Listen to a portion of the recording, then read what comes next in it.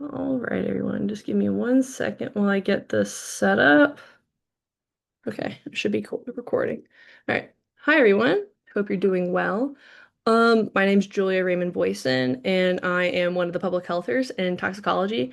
Um, and a fun fact about me is that up until very recently, I actually worked at the CDC, and so I have like professional experience preparing like fact sheets like this.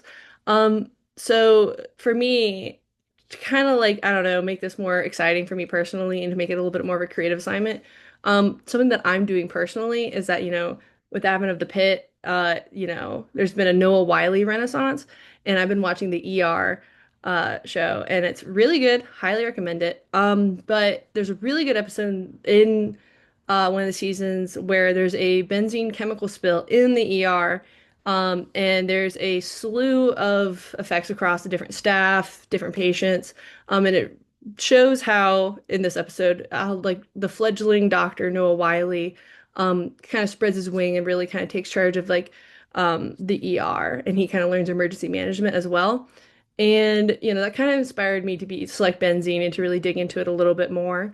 And then also from like, a professional public health perspective, in this kind of like attention economy, if you have anything that you can use to kind of like use for um, grabbing the public's attention, um, that's always a benefit. And so for me, I was like, why not use Noah Wiley and, his kind of like the Renaissance to talk about benzene. So for y'all, if you didn't know, benzene is a colorless liquid that can quickly evaporate into the air. And while it is found naturally, it's really used commonly nowadays for industrial purposes, such as creating um, plastics, resins, rubbers, different detergents. It's also used in, the manufacturing of gasoline. Um, and so it can be found in gasoline vapors. Additionally, in my personal experience, I have a research background, and we had benzene on hand to be able to, initiate different like chemical reactions and, um, be able to see how benzene like, acted on different um, mediums. And so that was like my personal exposure with benzene prior to this, is like for that application as well.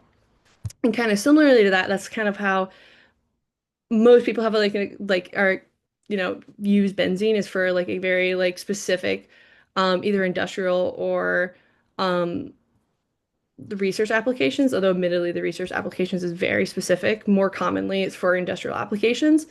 um and so therefore the most common people that are exposed to benzene are those that work with it regularly, specifically around the fumes. um and additionally, you can also be exposed to benzene, as I kind of mentioned earlier. It kind of can happen near gas stations. And also, like if you are basically huffing car exhaust and through other industrial emission sources. Um, and so, really, inhalation is the main route of exposure by far, just because of how quickly it can, like, it turns from a liquid to a gas. But you can get dermal contact with benzene during a chemical spill, or say like me, an errant drop like lands on your skin, you can have exposure like that. Um, but and then additionally, you can technically get exposed through drinking water, although these two mechanisms are way less common of an exposure route, just because of how quickly it vaporizes. But in theory, yes, you can be exposed either like through dermally or inhaling it, or swallowing it, I should say. And then what can happen if you're exposed? Again, like so the main routes really are inhalation and ingesting benzene, and they share a lot of the same like short-term effects, such as like drowsiness, dizzying, and falling unconscious, I should say. You can have a faster regular heartbeat, you can have headaches, and you can become confused. And additionally, you can have uncontrolled shakings, which is seizures. Um, but and that is something that is shown explicitly within the ER episode. And then at high doses, benzene can be deadly, like outright, if you inhale or swallowed it. But really, the long-term effects of benzene are what's considered like the really critical, um, deadly aspects of it, because benzene is a carcinogen. And specifically in humans, it can cause cancers like leukemia. And similarly, kind of in that same vein of just kind of, um, wrecking our, you know, DNA. Benzene can damage bone marrow, which can lead to anemia. And additionally, some studies have shown that it can or it might hurt reproductive health, though this is still a little fuzzy, as I believe it's only had like animal studies used to model it. And so therefore the exact mechanisms of how it might work in humans is still a little bit unknown. Um, So yeah, so then, knowing the harmful effects of benzene and what it can do, many people are interested in how they can limit their exposure. And so really, the number one way for most people is to really ask for personal protective equipment. Um, that will limit most of your exposure outright and making sure that there's policies in place that make sure that there's limited exposure to fumes. Additionally, don't stand near idling cars and just like huff the car exhaust. That is bad for a number of reasons, but also you'll have benzene exposure. Perhaps the number one way that like a single behavior that anyone can do to limit their benzene exposure is to stop smoking. Smoking outright is horrible for you, but like in addition, like you're just huffing benzene and you're going to cause lung cancer, or there's a correlation with causing lung cancer. Um, yeah, and then additionally, don't like dump gasoline on your skin because then you can have the dermal contact with um, benzene. Um, with all that being said about benzene, there are, as I've kind of mentioned, it is a very useful substance, and it can't outrightly be kind of demonized because it has very useful industrial and research applications.